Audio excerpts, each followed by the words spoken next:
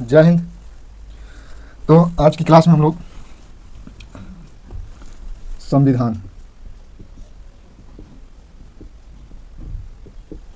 संविधान को शुरू करते हैं और इसमें संविधान में भाग को देखेंगे, आर्टिकल। तो पूरी पॉलिटी में, पूरे कॉन्स्टिट्यूशन में 22 भाग हैं। कितने भाग हैं? तो 22 भाग 395 आर्टिकल। ठीक, 395 आर्टिकल है, 22 भाग है और आपके 12 अनुसूचियाँ कितनी है? तो 12 अनुसूचियाँ, 22 भाग, 395 आर्टिकल। लेकिन गणना के हिसाब से देखा जाए तो इसमें 400 से पार हो जाता है। ठीक है, जैसे भाग 9 का है, भाग 4 का है, 51 का है। तो कुछ इस प्रकार से जोड़ने के बाद उसमें टोटल कैलकुलेशन किया जाता है, तो यह लगभग जो है 400 के पार चला जाता है। ठीक, तो इसमें हम लोग देख रहे हैं कि संविधान में भाग 1 से शुरू करते हैं। भाग 1 क्लास 1 से शुरू करते हैं। भाग 1 में संघ एवं उसके राज्य क्षेत्र। तो इसका मतलब समझ रहे हैं कि राज्य बड़ा है कि संघ बड़ा है। आपसे कहा जाए कि ये आपका राज्य है और इसके मध्य बीच में आप देखेंगे तो ये यूटी है। यूटी है यूनियन टेरेटरी राज्य, मतलब कि राज्य छोटा है। कहा गया कि भारत राज्यों का संघ होगा। चलिए, इसमें अनुच्छेद 1 संघ का नाम तथा राज्य क्षेत्र। संघ के नाम है ना, जैसे आपके दिल्ली है, जम्मू कश्मीर में लद्दाख है, पुदुचेरी है, अंडमान निकोबार है। ठीक है, और आपके लक्षद्वीप है, मालदीव है। ये आपके क्या है? तो संघ है। और राज्य आप जानते हैं, बिहार है, उत्तर प्रदेश है, आपका तमिलनाडु, तेलंगाना है, आपका इधर हरियाणा, पंजाब, गुजरात, मध्य प्रदेश, राजस्थान, छत्तीसगढ़, पश्चिम बंगाल, उत्तर प्रदेश। तो ये आपके क्या है? स्टेट है। अनुच्छेद 2 आर्टिकल 2 में कहा गया कि नए राज्यों का प्रवेश भारत में हो सकता है। नए राज्य बनाए जा सकते हैं, ये अनुच्छेद 2 के तहत। ठीक, नए राज्य बनाए जा सकते हैं। अब समस्या है कि नए राज्य कैसे बनते हैं? नए राज्य कैसे बनेंगे? क्या जो स्टेट है, जो राज्य पहले से है, उसी में से काट के बना दिया जाएगा? तो ऐसा बात नहीं है। ठीक है, जैसे बंटवारे के दौरान कोई भूमि यदि भारत की है तो उसकी वह इलाका जो कि भारत उसे एक राज्य घोषित कर सकती है। अनुच्छेद 3 नए राज्यों का निर्माण। अब नए राज्य का निर्माण भी कैसे होगा? नए राज्यों का निर्माण किस प्रकार होगा?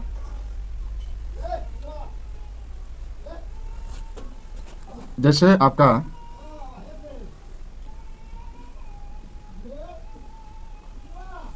ये भारत का नक्शा है, इसमें जो राज्य होंगे, छोटे छोटे जो राज्य हैं, ठीक, इन राज्यों को मिलाकर राज्य अलग नया राज्य बनाया जा सकता है। और एक और कंडीशन इसकी कि वर्तमान जो राज्य हैं, जो इस समय के राज्य आपके बिहार है, उत्तर प्रदेश है, झारखंड है, पश्चिम बंगाल है, त्रिपुरा है, मिजोरम है, अरुणाचल प्रदेश है, ये जो राज्य हैं जो सीमा साझा करते हैं एक दूसरे से, तो वह ये सब साधारण विधेयक से होता है। ठीक है, साधारण बहुमत से यह हो जाएगा।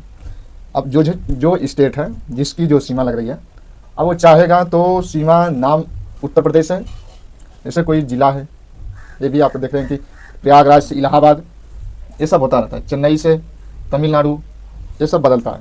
तो ये सब बदला जाता है। राज्य का सीमा और नाम परिवर्तन भी किया जा सकता है अनुच्छेद 3 के तहत। अब आइए भाग 2 नागरिकता, सिटीजनशिप। अनुच्छेद आपका 5 से 11 तक। नागरिकता जो है हमारे संविधान में, इंडियन कॉन्स्टिट्यूशन में एकल नागरिकता है। एकल नागरिकता है। आप देख रहे हैं, फोटो भी लगा है, बाबा साहेब B.R. अम्बेडकर, जो कि संविधान के निर्माता है।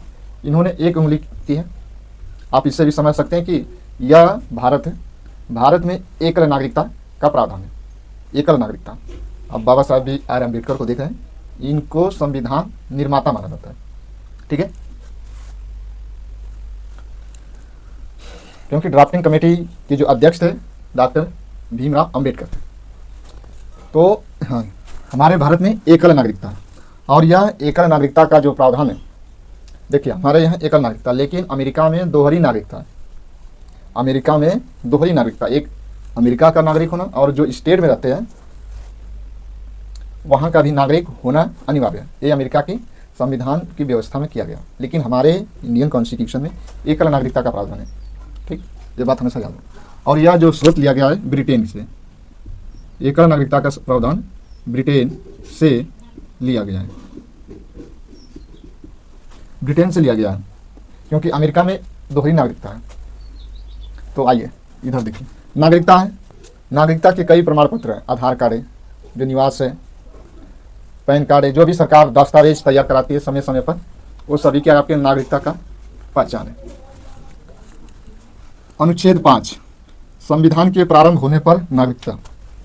आर्टिकल 5 है कि संविधान जब से लागू हुआ, 26 जनवरी 1950 को संविधान लागू हो गया था, तब से यह बात कही गई है कि नागरिकता का प्रावधान, हमेशा याद रखना। ये बात हो रही है कि 26 जनवरी 1950, क्योंकि संविधान प्रारंभ इसी दिन से होता है। अनुच्छेद 5, पाकिस्तान से भारत, जो भी भारतीय नागरिक, उसमें नागरिक नहीं कहेंगे, जो भी भारतीय भारत से वह पाकिस्तान चला गया है, वह पाकिस्तान से भारत आना चाहता है, तो उसके लिए एक अनुच्छेद है, अनुच्छेद 6, एक आर्टिकल है, उसमें यह व्यवस्था की गई है कि पाकिस्तान से यदि जिसको भी भारत आना है उसके लिए नागरिकता है। आर्टिकल अनुच्छेद 6 में यह व्यवस्था बताई गई है कि उसे किस प्रकार भारत का नागरिकता दिया जा सकता है।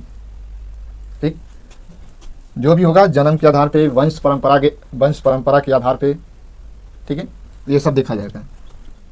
अनुच्छेद 7, पाकिस्तान, जो गलती से वो चाहते हैं कि नहीं मुझे पाकिस्तान अच्छा लगा, तो वह पाकिस्तान में जा सकते हैं, उनके लिए भी व्यवस्था है। यदि कोई पाकिस्तान से भारत आ सकता है तो कोई भारत से पाकिस्तान जा भी सकता है।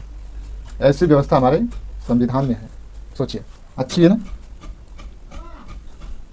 अनुच्छेद 8, भारत के बाहर व्यक्तियों के लिए नागरिकता।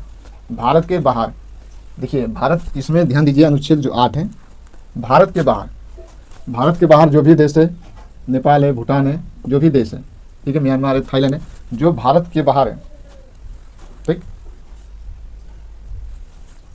जिससे आप कह सकते हैं कि NRI होते हैं, ठीक है, वह भारत के बाहर हैं, उन्हें नागरिकता दिया जा सकता है। अनुच्छेद 8 में कहा गया कि जो भारत के बाहर है, विदेशों में रहते हैं, उनके लिए, उनको भी देखा जाता है वंश परंपरा के आधार पे। ठीक, हाँ, आप देखिए अनुच्छेद 9, ये विदेशी नागरिकता है। अनुच्छेद 9 में कि विदेशी नागरिकता, यदि आप भारत, जैसे मैं भारतीय हूँ, यदि मैं विदेश की नागरिकता ले लूँ तो मेरी नागरिकता एक खत्म हो जाएगी, भारत की नागरिकता खत्म, क्योंकि भारत कहता है ना कि एकल नागरिकता, या तो तुम विदेश में रहो या तो इंडिया में रहो, खत्म हो जाएगा। विदेश की नागरिकता जैसे अपने आप हासिल करते हैं, स्वेच्छा से आप जो कि भारत की नागरिकता त्याग सकते हैं। विदेशी नागरिकता भी हासिल करेंगे तो भारत का नागरिक आप खत्म हो जाएंगे, ठीक है, यहाँ से आप खत्म हो जाएंगे। अनुच्छेद 10, नागरिकता के अधिकारों का बना रहना।